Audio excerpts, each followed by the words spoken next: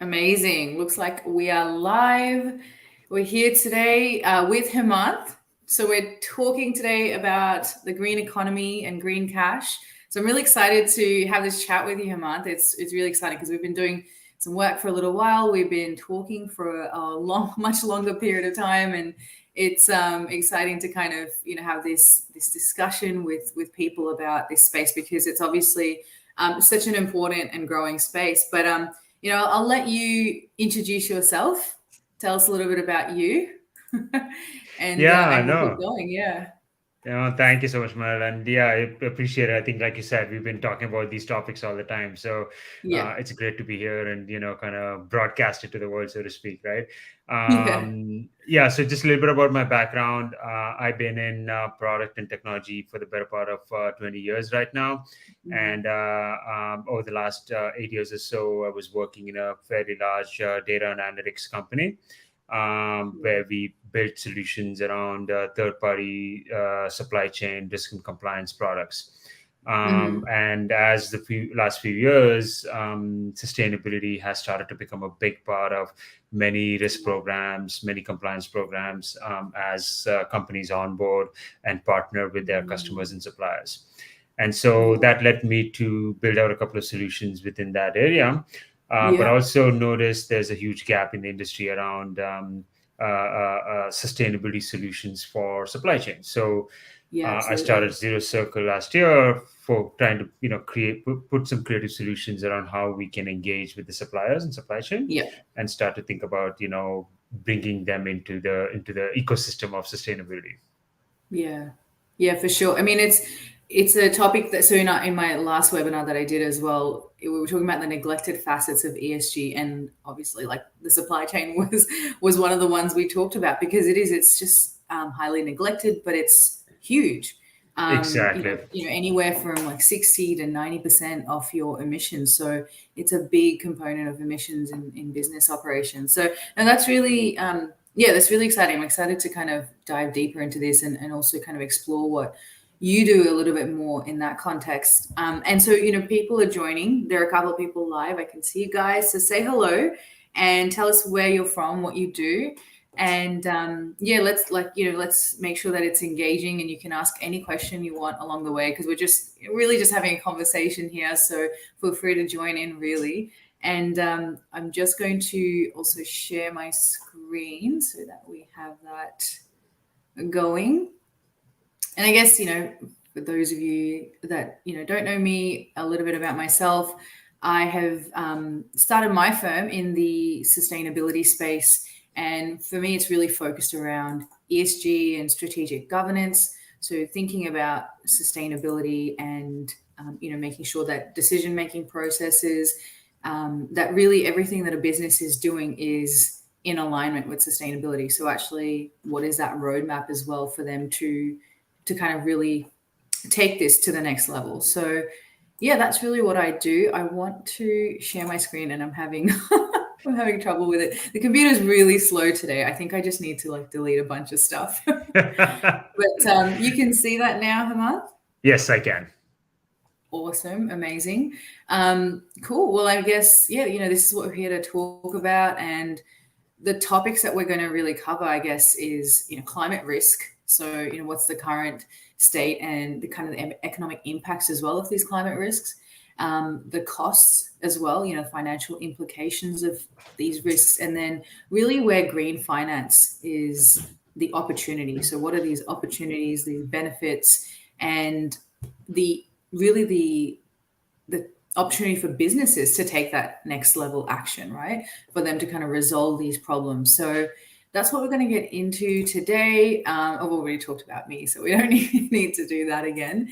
But this is us. We're from Subcinctus Consulting and Zero Circle have come together today because we have this mutual interest in this space and we're just keen to share it with you guys.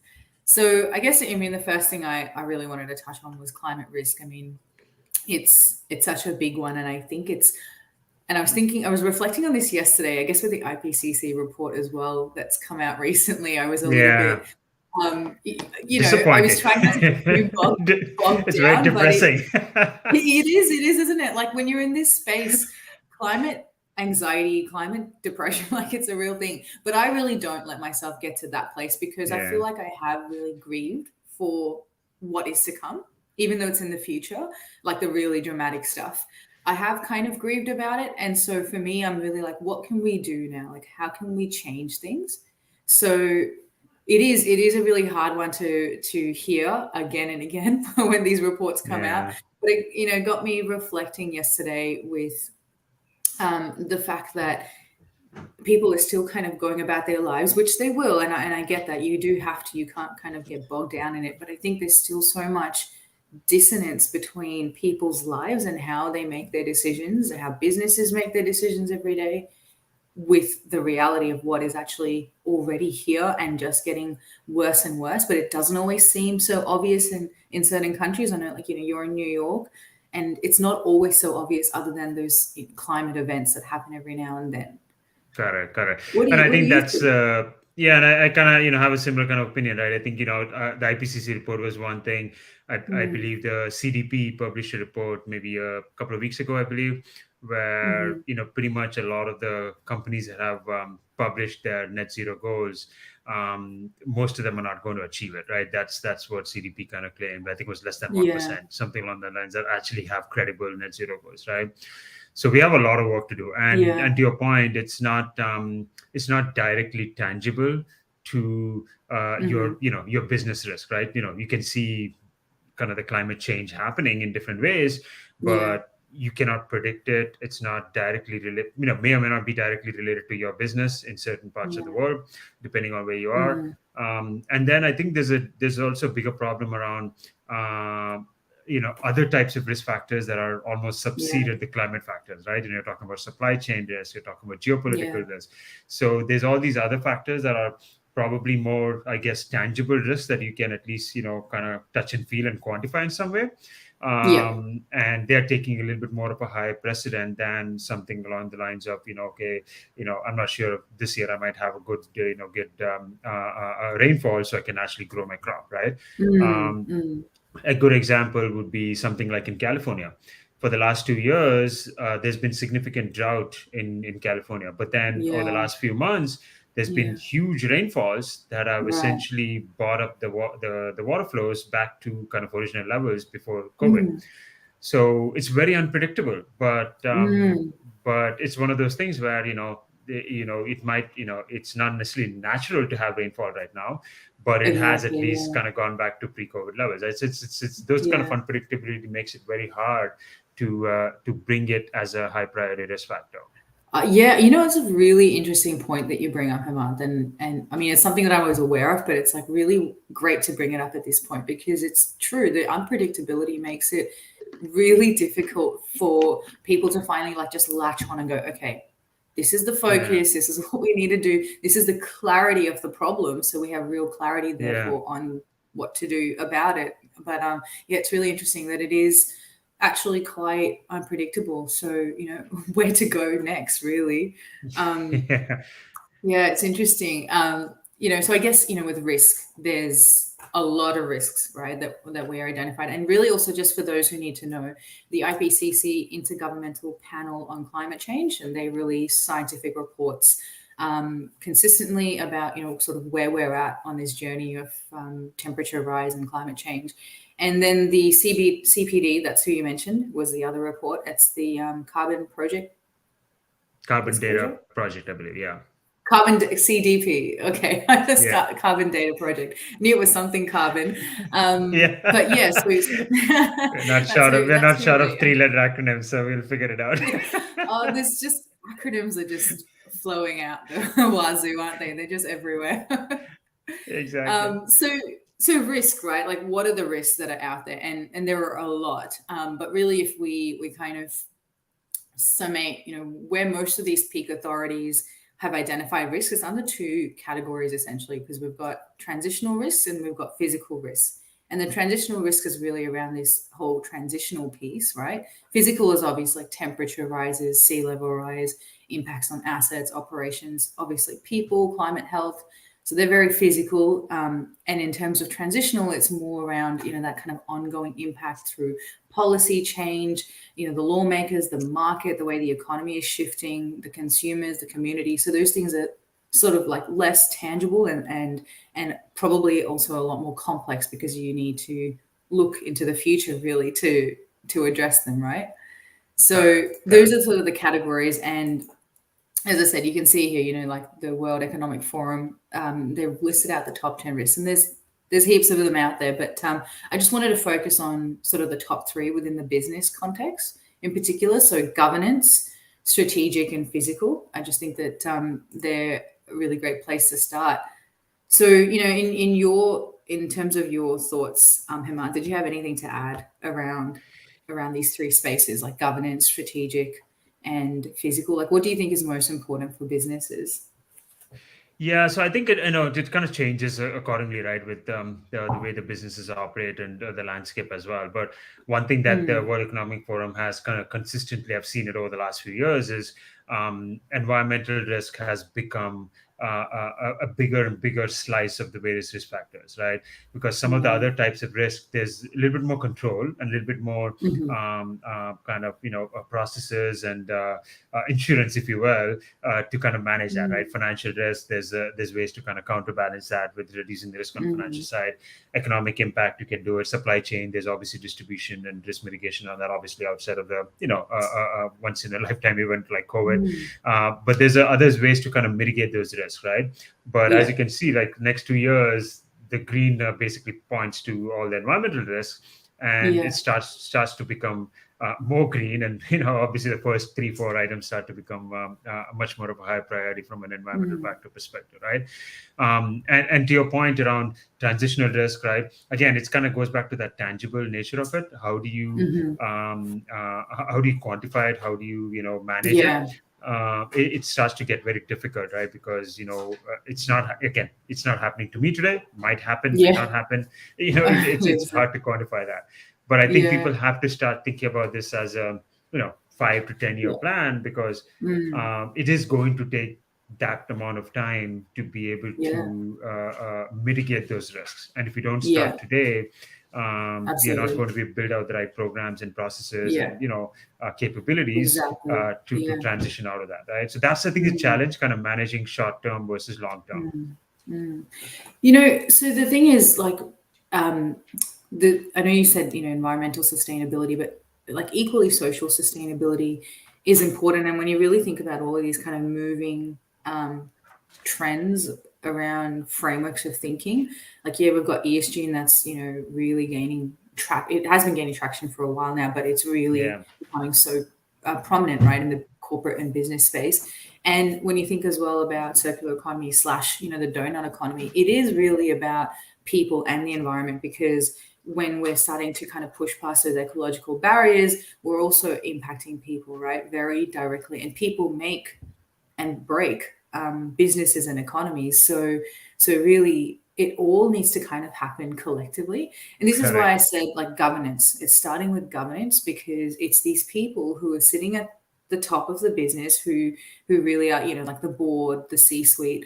They're the ones that really need to be, in some sense, really carrying the business. Obviously, everyone needs to be involved, but they really need to carry the business. And the World Economic Forum, again, they have identified kind of like 8 key principles that most governance systems or boards should absolutely be thinking about, around climate accountability, having the right subject command, board structure, materiality. Materiality is a big one. What are the key material impacts? And then, how do we integrate that and incentivize people to actually keep going? And reporting accurately as well. So I think that kind of on this governance one, something that's come up for me is that people always think ESG and they think, oh, it's just for the investors. It's just, how they can make money and get money across the line, essentially. And it's so much more than just a report. So for me, coming from an engineering background, like, I don't think of ESG as just the framework. I think of it as the pathway as well. So that's what I do with my clients, is we're building out a pathway that is accountable, that is able to incentivize people. It's measurable, it's verifiable, you're reporting on it. So it sort of builds in integrity into the process. And that's, I think, something that is a kind of a hurdle as well. You've got to battle with clients thinking that, ESG and in these frameworks, they're really skewed towards the business's needs. Yeah. To That's true. drive their agenda. Yeah, no, I agree with that. I think you touched on a couple of things that, maybe wanted to kind of put my thoughts on it as well, right? Yeah, of course. One was from a governance perspective. Mm. Today, I've been in a couple of different roundtables and Yeah. sessions, and the biggest driver to success from a sustainability program is the directive from the C-suite. If Yeah. that doesn't exist today, the CEO or the C-suite kind of driving these engagements, it is not going to be successful, right? So that's kind of one big driver. So for any kind of internal Yeah. programs within a large corporation, right? And secondly, kind of touching Yeah. on the circular side, right, is where personally, and I think you as well, believe that to be truly sustainable in the kind of tangible sense, right? You're Yeah. taking resources out of the environment, whatever that looks like, but Mm. also not wasting it, and kind of using it from the renewable perspective. Yeah. You have to be truly circular, and that doesn't mean recycling is just a simple part of it, but every part of that ecosystem within that supply chain has to have its own, I would say, circular processes. I Yeah. was recently kind of introduced to this concept of leasing instead of selling, right? Because every part of the supply chain essentially has to think of the products and services that they sell as Yeah. leasing those products and services, not necessarily selling those products and services, right? Mm. So that means you have an authority to take that back and figure out how to Yeah. reuse it and regenerate it in different forms, right? Yeah. It's a strong concept, but I don't think we are ready for that today, and it's going to take a while for organizations to transform their business models to focus on more circular programs, circular engagement. And once you Yeah, do for that, sure. then you get almost a bottom up build up of sustainability practices that essentially now feeds into ESG ratings and ESG Yeah. qualification and quantification to now Yeah. manage risk and kind of reporting around that, right? So it kind of is all Yeah. symbiotic in some way, but It there's a is. lot of Yeah. pieces that needs to kind of fit together for it all to Yeah. work effectively. Yeah. Well, I mean, yeah, it is symbiotic. And I always think, bringing people along the journey is really important, but it has to be driven from the top down in terms of incentive structures, like KPIs and things like that. Like if these leaders, these very, very top leaders who finally sign off on most things, don't have their pay structures connected to this, Yeah, then, then the sort of the framework or the governance structure really falls flat in terms of correct. sustainability, Agreed. you know. Totally agree. And I know that, at least in Australia, there is some policy in place that there is onus on governance or, boards really to be thinking about climate change and to be having climate diligence in their board procedures and governance procedures. So it's starting to come into play.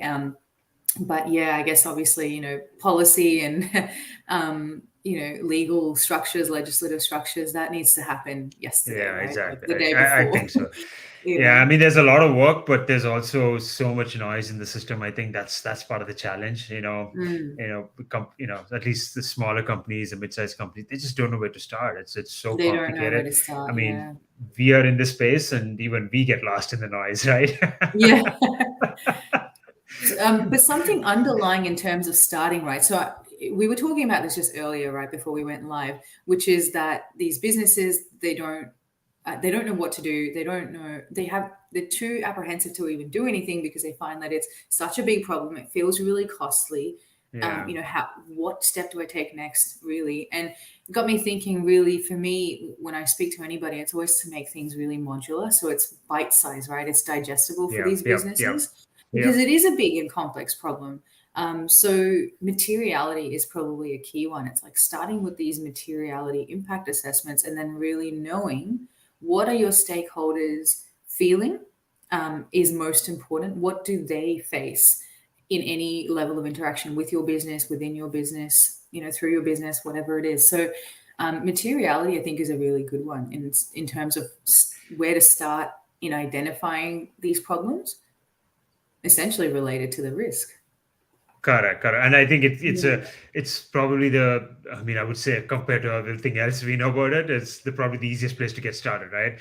It's getting your internal stakeholders and internal kind of leadership team aligned on here are what our business is doing and how these kind of material factors are relevant to my business. It's different for every company, even within the same industry. But for the most part, every business knows that these are important critical elements that they need to run their business. It could be, sometimes it could be cultural too, right? There's a cultural element, there's obviously environmental element, but then, kind of bringing in the governance element into that and figuring out strong practices will help. Just as a kind of simple anecdote, right? One of the companies I worked with in the past, they had a lot of I would say policies and procedures as part of pretty much business operations around onboarding vendors, what do you call the UK human trafficking policies, the KYC compliance policies. It was a technology company, so they didn't really produce kind of raw materials and goods. But if you put all those policies together, you basically get your sustainability program, right? Very true. So the idea is, how do you kind of structure all the activities you're doing in a way that you can communicate how you are actually engaging and becoming a truly sustainable organization?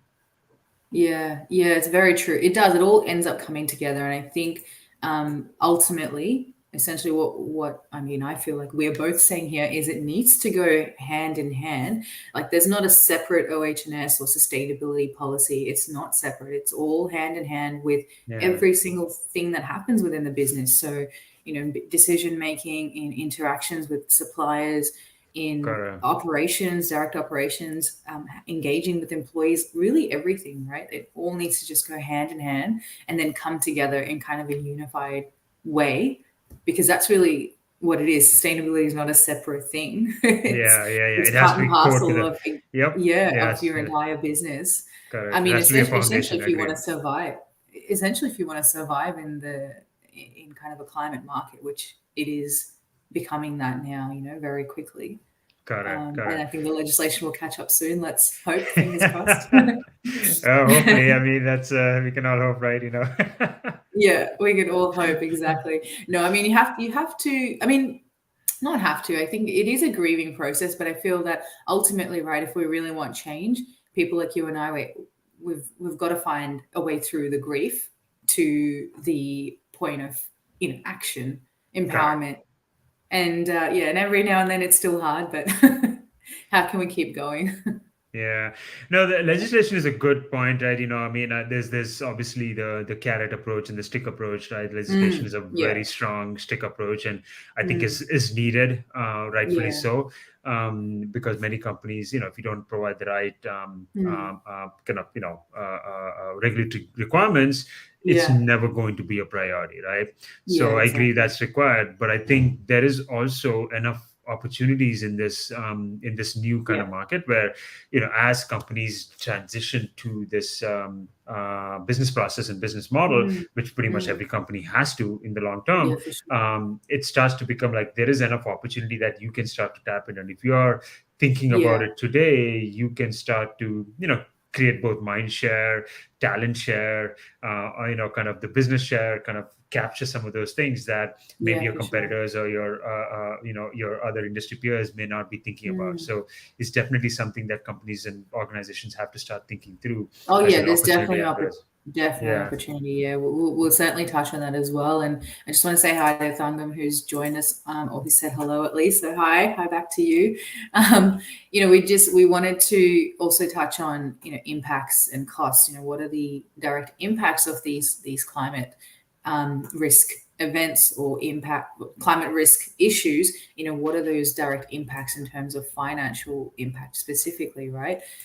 Which there is certainly financial impact when you think about it in a more direct sense. If there's a catastrophic event and it affects your supply chain, it affects your actual business site, It affects your people having access to being able to work or to being able to continue doing their role, whatever it is. So there are some direct financial impacts, but there's also obviously indirect financial impacts with when supply chains, are so complex, and then sub suppliers and whatever that kind of have to interact with your business, the community, and whether the community even wants to now buy your product or interact with your business because they're more concerned about addressing the issue at hand, which is the event, the climate event. So there's certainly a lot of impacts just directly and indirectly from thinking about the actual climate change events and how they change really the commerciality of your business. Got it. Yeah, no, I agree, and I think like you said, it's there is a level of financial impact. There's almost a potentially stunted growth opportunities that you may not be growing as fast as your peers or competitors in the market. There's definitely a branding element from an impact perspective. Sure. Where you are now not necessarily seen as an innovator or leader in this space, especially from a potential consumer lens. And so there's definitely, and then I think talent is a big part of it, right? The next generation of talent that's coming into the workforce is definitely looking at these missions that the companies are looking at to see whether they want to actually work for a purpose-driven company, and not necessarily that's been doing business operations the way they've been doing for the last 30-40 years. Recently I kind of was talking about Shell. I think it's Shell, or maybe it's Exxon, one of the oil companies. They're basically creating an EV division now, because they're investing in batteries, they're investing in renewable energy. So eventually they'll have to transition at some point, but now they're kind of dabbling in both worlds. They're doing the traditional oil and gas, the dirty oil, kind of the dirty environmental component. But also they're one of the biggest, but not necessarily one of the brightest in that sense. They should have been transitioning a while ago. I mean, what I mean, really, even just from an economic sense, what's the opportunity for them is huge as well, right? Just from exactly, a business, and they see it. So so it's I don't think it's unwise to think that it's significant. I think today there is significant cost in trying to build out these programs. But I think the cost will come down like any core technology, and then eventually become much more mainstream. Yeah, but I mean, on clean technology and actually looking into the stats around like the levelized cost of energy for a clean tech plant as opposed to a traditional fossil fuel plant, it's a lot lower. It's the battery storage solution that's still not up to scratch. But direct production, it's a lot lower. So already the technology is well advanced and just becoming more and more advanced. So I think there's huge opportunity for these energy companies, these fossil fuel energy companies, to make this transition. And they, probably should have been a while ago, especially if some of them are, bigger and stuff. It's a huge benefit to them.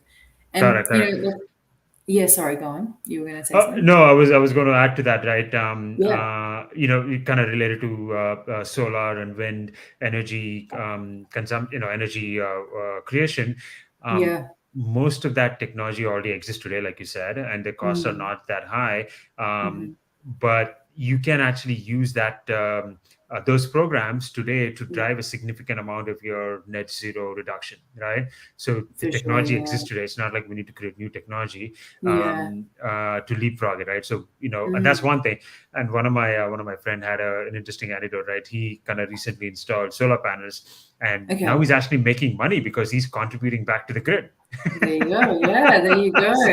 So it's make some money while doing something that's good for the environment. Exactly, and he doesn't have to do anything. It's like my bill is like $3. So like that's amazing power bill.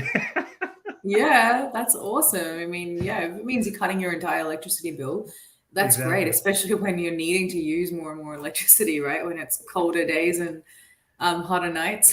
Yeah, exactly. Whatever. You know what I mean? But just on this slide, I just put down the Financial Stability Board had put out a report in 2020, and this was just sort of their estimated global economic loss from these natural events, more and more catastrophic events happening. And so, globally, like these are huge numbers we're talking about, so there's geophysical, meteorological, hydrological. So there's heaps of different types of events that can happen. And these have, as we said already, they have very direct impacts on these businesses. So it's so important to start thinking about this and start thinking about, I think in some sense, to bring the word natural capital at this point, because, if we're not looking at our natural capital and valuing that and then operating our business accordingly, right? With the view of not just using the natural capital and valuing it, but also rehabilitating that natural capital, and not just continuously releasing carbon, for one, actually sequestering that carbon back. So yeah, this is a really important sort of board graph to consider. And if you don't know who the Financial Stability Board is, they're really just a peak board that brings together, world leaders in the financial policy space, as well as kind of reserve banks and their leaders to come together and talk about this. I think ever since the global financial crisis hit in 2008. So they've got a really good grasp of the direct financial impacts of climate change in the work that they do. Yeah. I would add one thing to that. I think I recently saw something about how, since after the global financial crisis in 2008, they started to do these stress tests, right? Banking stress tests around that. So recently I saw they started to introduce either programs or frameworks around climate stress test. So that was to see, how could you, what is the impact to the institution based on potential climate risk and climate factors, like some of these kind of factors that you just mentioned, events that happen. How does that potentially impact the bank's assets and the stability of the bank, right? In a sense, what we're seeing today with SVB and some of these other kind of liquidity issues that are going on may not be directly climate related. They're definitely more governance related, I would say, right? Because they didn't manage good risk programs.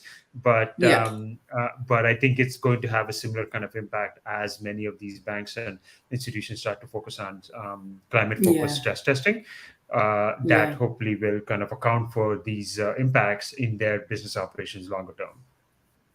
Well, yeah. And I mean, on the business operation side of things, in terms of financial impacts, some of the other key things to think about here is, there's those financial impacts we sort of mentioned earlier, direct and indirect from operations, but there's also things around insurance and premiums and, the way that money sort of moves from bigger financiers through your business, whether it's insurance, whether it's loans.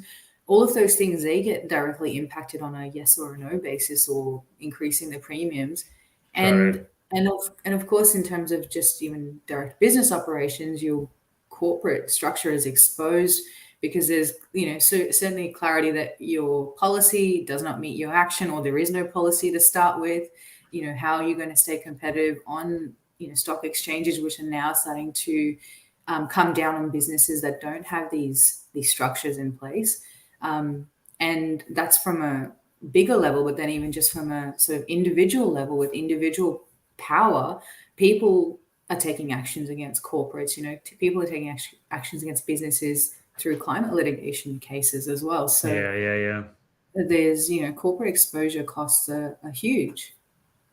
Got it. Agree. Cool. I thought I'd take a sip. I thought you had something to add to that. But no, we'll move on. I mean, really, let's talk about the opportunities, right? Because as there are risks and as there are impacts, there's also these opportunities for change. And, really sort of once we start to create, I guess, a modular approach, like, let's make it digestible for these businesses to be able to step into this space and address, the social, the environmental, and the governance issues within their businesses. It really all, kind of starts with speaking to your stakeholders. And that's, I feel, that's where it really starts. And that's a materiality impact piece, really, to identify what is the best pathway forward. So, in terms of opportunities for a business, the idea is, how can we drive these opportunities so that the economy of your business can continue to build, that you can play in this bigger green climate economy, but also do right by the environment. So looking at, resource energy efficiency, looking at your products, your services, and your resilience, resilience of the market, resilience of your assets. There's a lot of things to look at. So, we can kind of dive into that. If you had any thoughts to share, Hemanth. Yeah, no, I mean, I think, like you said, on the opportunity side, right, there's pretty much any business operations has some potential to transform whether it's capture or become more resilient in some way, shape, or form, to become much more sustainable in that sense, right? And it doesn't matter which part of the business it is. I think pretty much any part of the business has it. So, Yeah. it's hard to really say where do you need to focus on. So you kind of have to start thinking about the big nuts to crack, so to speak, as a first low hanging fruit. But I think there's opportunities pretty much any part of the business, right? You could take legal services for all you know, right? Even that there's ways to kind of improve and streamline, ways to kind of make it a more sustainable practice, right? Or you take manufacturing, you take production, you take what we call in the software side, data centers. There's a lot of ways you can kind of become more resilient and become more sustainable, whether it's energy conservation, renewable energy, business practices, ethical practices. So there's a lot of different ways to kind of build that out. And like you said, I think using the materiality as a way to structure, and prioritize where you need to look at is usually a first good step, is an easy step to get that going and get that started before you figure out how to change your policies and change your practices internally as well. Yeah, for sure. The materiality is uber important for that. And, I think that thinking about things hierarchically as well, whether it's applying to, let's start with energy and resources, really, because it's an easy one to apply it to. But where can we look at sort of preventing or even avoiding usage? Where can we minimize and improve efficiency? Then look at the reuse, recyclable sort of opportunities or the integration opportunities. Then looking at kind of alternative or renewable energy options or technologies, and and then kind of that brings that cycle back around to the last option, which is to use the fossil fuel option or the less clean option if you absolutely have to. But for now, how can you think about things hierarchically and at least start to build in proper sustainability rather than just go and put on some solar panels and say, we're done. The solar panels will cover us in terms of our usage. So we're sustainable. We're low energy and whatever, but you're not really, are you? That's a good point though, right? Because what you just said is right. It's not, we should not be thinking about this as a project, right? We should be thinking about this as something that is core to business operations in the long term, right? So it's like I said, just install solar panels and you're done doesn't make you a truly sustainable organization, right? So you kind of have to think about it as how it's embedded into pretty much every ethos or every part of the culture of the organization as well. And that takes time. That's not a thing that happens overnight, especially if you're going through a transformation within your internal organization around it as well. So it has to be much more of a longer term thinking with key milestones and some steps, incremental steps you can do along the way as well. Definitely. And in terms of things to do, like I guess there are a lot of frameworks out there, but the TCFD certainly has some ideas of how you can think about embedding or how you can think about the opportunities that will overcome or mitigate that climate risk as well. So looking at risk management processes, looking at the metrics, the targets, of course starting with governance and strategy, but also then how do we measure this, how do we verify this, and how do we keep iterating these strategic roadmaps so that we can keep improving along this pathway. And of course, people being accountable. I think that's a tough one, right? Accountable to actually driving this. But there's certainly a lot for businesses to do, starting with materiality assessments, and I think ultimately realizing that you can do a lot. Like you can do a lot in-house, right? If you bring in the right skill set.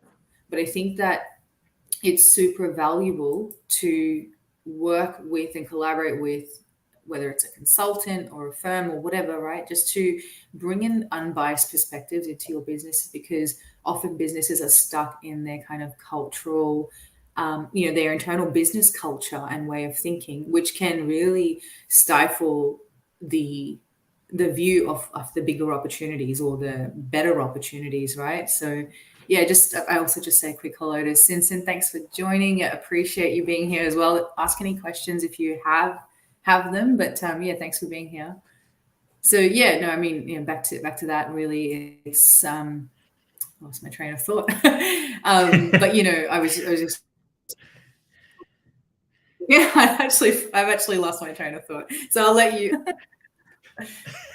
Yeah, no, I think we were talking about just kind of building out these programs and understanding the materiality, kind of thinking about it as a cultural change, and embedding it core to the business operations is a big part of it, right? That's how to drive this, kind of broader sustainability both within your company and support it within your ecosystem, right? You kind of have to take a leadership position, especially with your smaller suppliers and your supply chain, so that you can bring them into the fold as well. That collaboration also starts to become important. It's so important, isn't it? Like, I think they're just the keywords, and then people are not going to always like it because it means complex, right? But it needs to be holistic. It needs to be absolutely be holistic, and it needs to be collaborative. And there's probably another couple of keywords, but really, like, these two come to mind when we first start off on this journey, that you have to be thinking about collaborations with people, which also means being a bit vulnerable, right? Exposing a bit more of your truth and how you operate. And I'm not saying share your like secret IP source. We don't want to know your secret source. We just want to be able to work together to drive this change together. Got it. So yeah, it's a good one. So I think that Sinsen has just asked a question. So could you share your completed projects so we can know your contributions to the sustainability space? Okay, yeah, great question, actually. So in terms of my personal work, like Hemanth, maybe you can share yours as well. But, I've worked with a lot of, so primarily in Australia, food manufacturing companies, industrial operations like water, wastewater, as well as the Australian Defence. So really looking at energy efficiency, resource efficiency, helping them build out a roadmap. So essentially, when you think about typical audits, I've done the typical audits, and I've done the ESG roadmap and frameworks, which essentially, they're just obviously a much more sustainably focused version of an audit. But really what you're wanting to do then is build out those roadmaps. And so we've helped these businesses build out these roadmaps so that they can start to, look at resource efficiency, look at energy efficiency,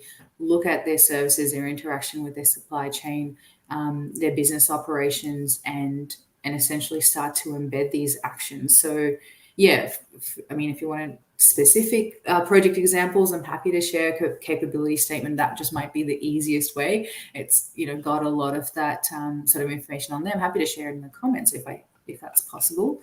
But I am also working, it's interesting you said that you're in the UAE, because I'm actually working with some Saudi-based companies at the moment. So certainly Saudi, Oman in particular, two geographies that I have interacted with quite closely. So, happy to chat about that, Sinsen, and we can get in touch. I think that would be great, just to understand, what is it that you are looking for and where we can support you. So do you want to share a little bit more about your work, Hemanth? Yeah, so just from my background, I've been in kind of the product and technology side, so I'm coming much more from the capability side and building out the platform.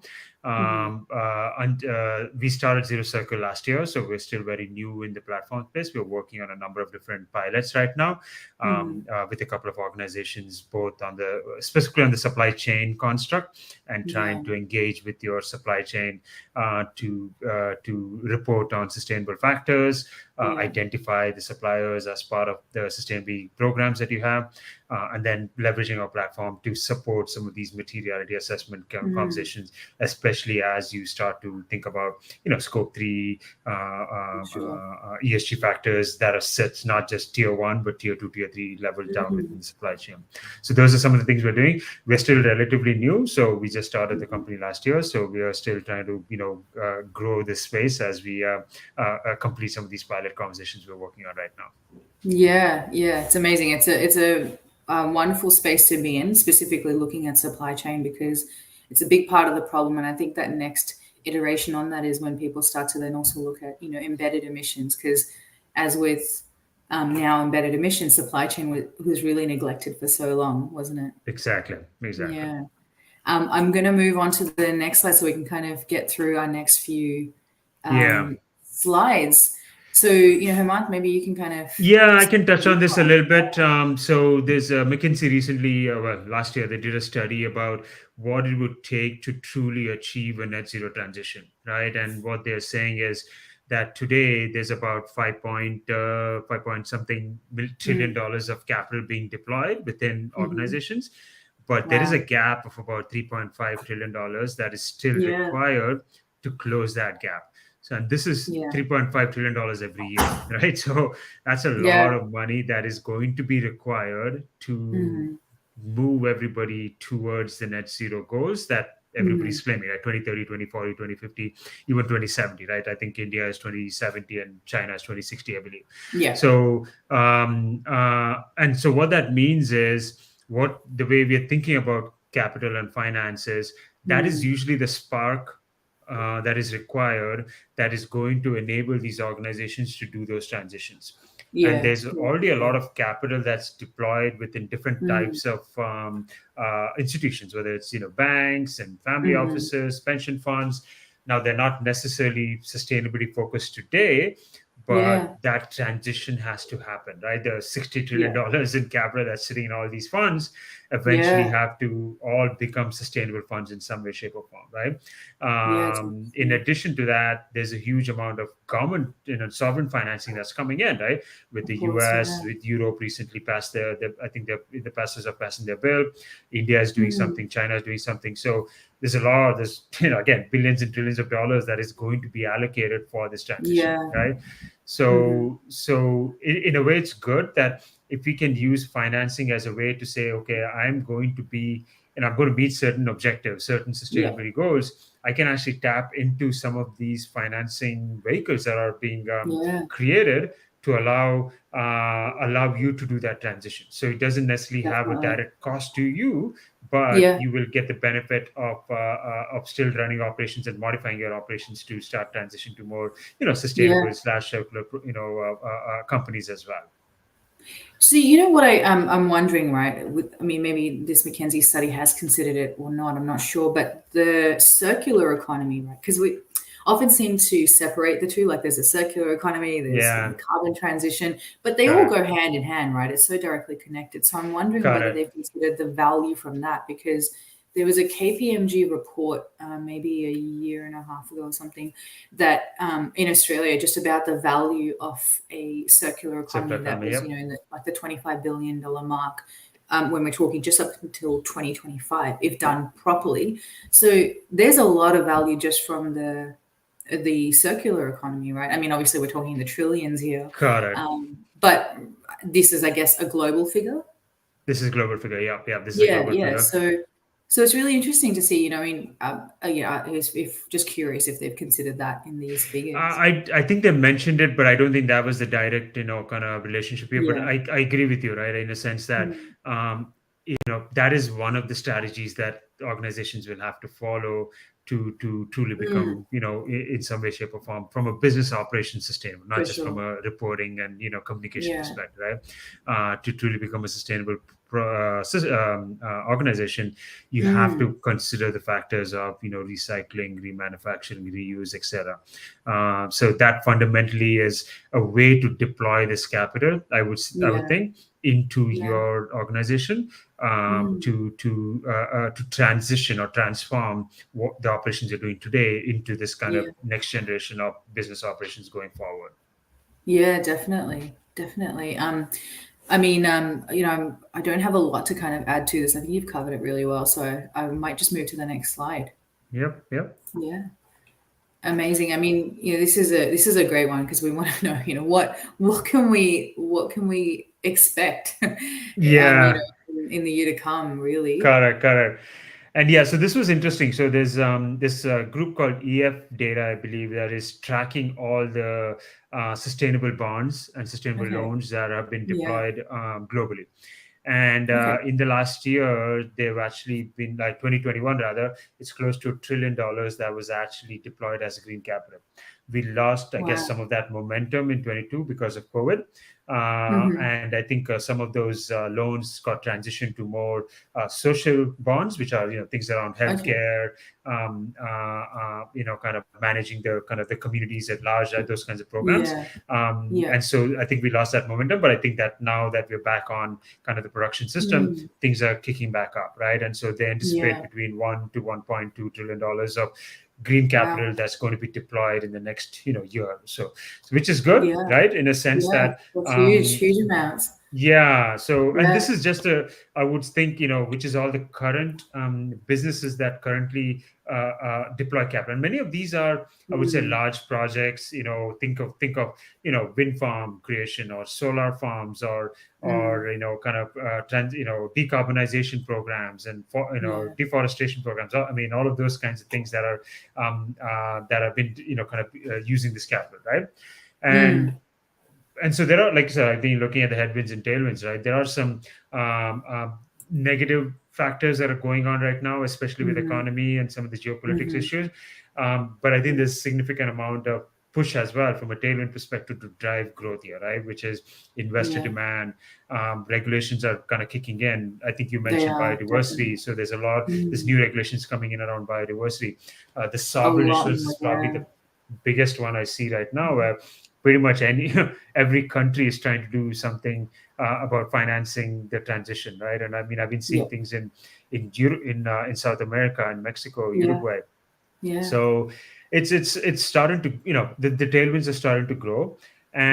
And one thing where I'm personally focused on is the last point, which is around the issue of diversity, right? What that means is, Mm-hmm. um, previously many companies are, you need to meet a very complex set of requirements to be able to Mm-hmm. capture the green bonds and capture this, Mm-hmm. kind of financing vehicles, right? Mm-hmm. But as more and more of suppliers and mid-sized companies um, uh, start to want to do this transition, there Yeah. doesn't exist a right kind of vehicle for these kind of, I would say, mid-sized companies to tap into the green bond market, right? Yeah. Yeah. So Yeah. where we are building capabilities is to allow these organizations to essentially, figure out, publish what they are doing around sustainability initiative, and For start to sure. capture some of the, I would say, smaller dollar transactions and loans, Mm-hmm. that Mm. mid-sized banks and community banks can start to create specifically for these companies, right?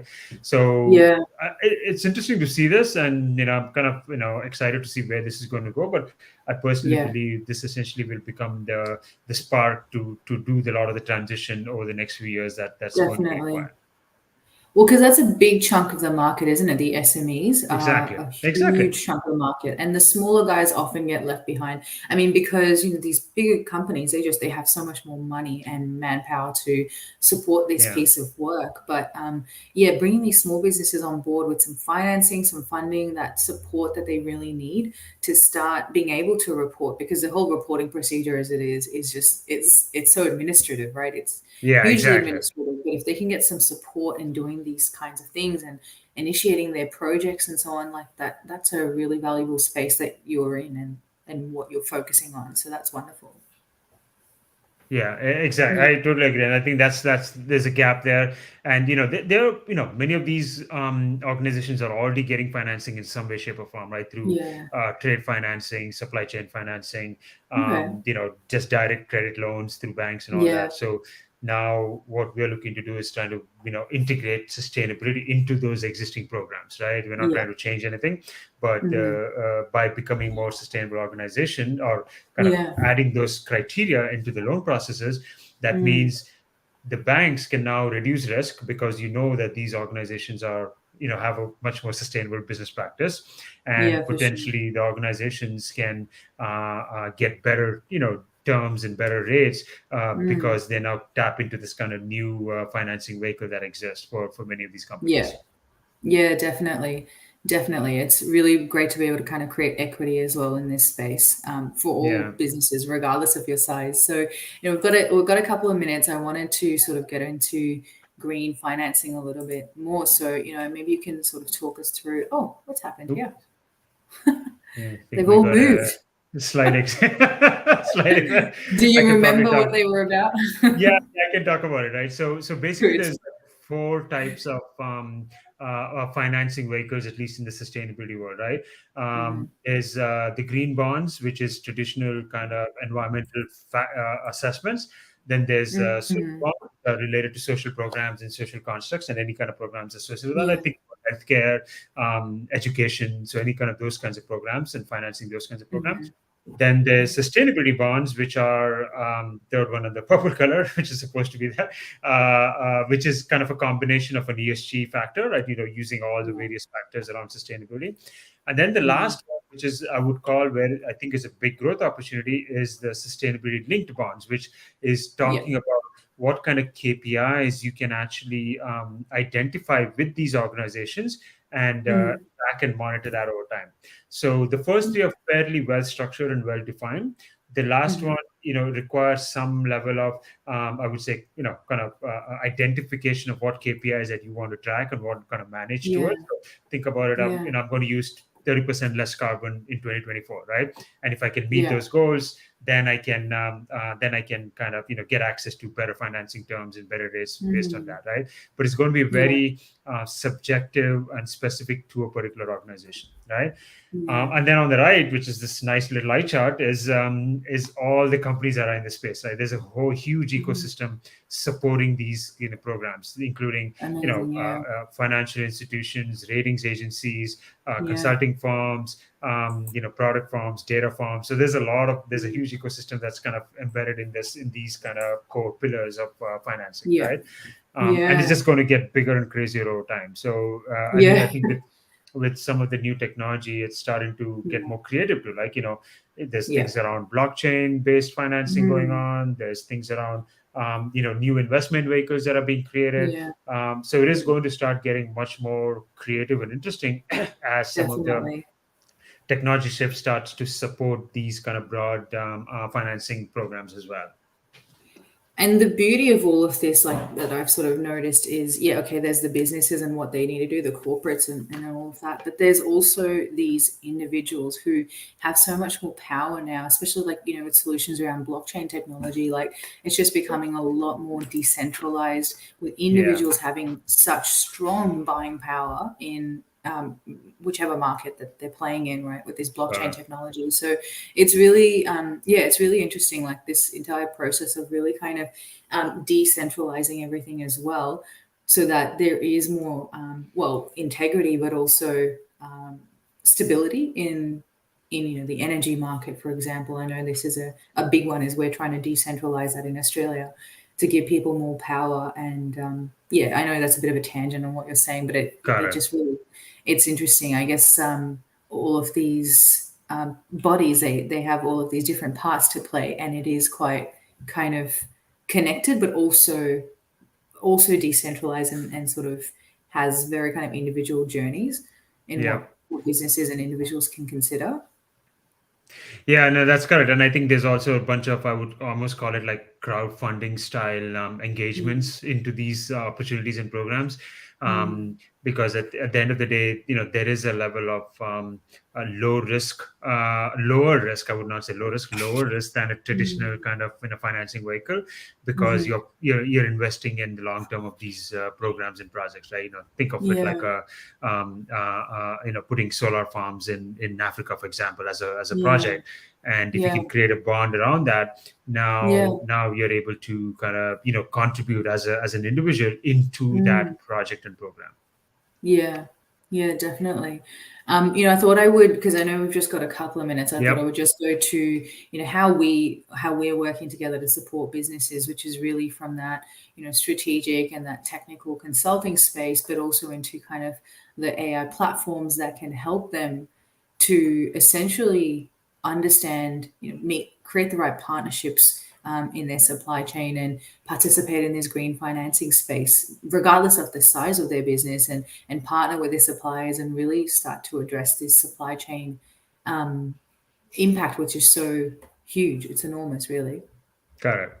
Yep. Yeah, nothing more to add to this. I know in the interest of time, but the idea is that it's not just a solution or a product. I think there's going to be a Yeah. level of kind of services that we'll have to figure out what we need to do, what kind of programs to create, and then leverage the Absolutely, yeah. It's, platform to it's that start to. consulting piece Yeah, as well as the solution piece. Yeah, definitely. correct. It all goes hand in hand together. And so what we wanted to kind of offer those of you on the call or who watch this even at a later stage is really contact us. I mean, this has just dropped. A few things have dropped out of our last couple of slides for some reason, but really what we wanted to offer is for anybody who is wanting to take things to that next level is a sustainability assessment report, right? Essentially, this is for Yeah, free, and this is something that can help your business, especially if you're an SME. This is really valuable for you to get that sort of free insight into what what is the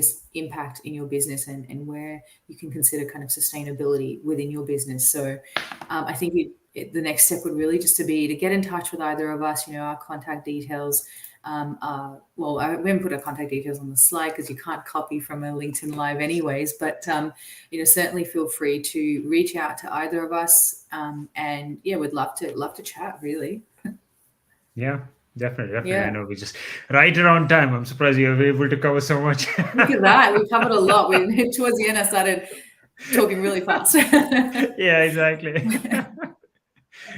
No, it's good. Look, I really appreciate those of you who stayed on the live with us. There's a couple that stayed throughout the program. So really appreciate that. I am going to stop sharing and just say, thank you so much, Hemanth. It's just been such a pleasure to chat with you about this. We always have good chats about this. So Yeah, I know. and I think this is sustainability in perfect. I think general.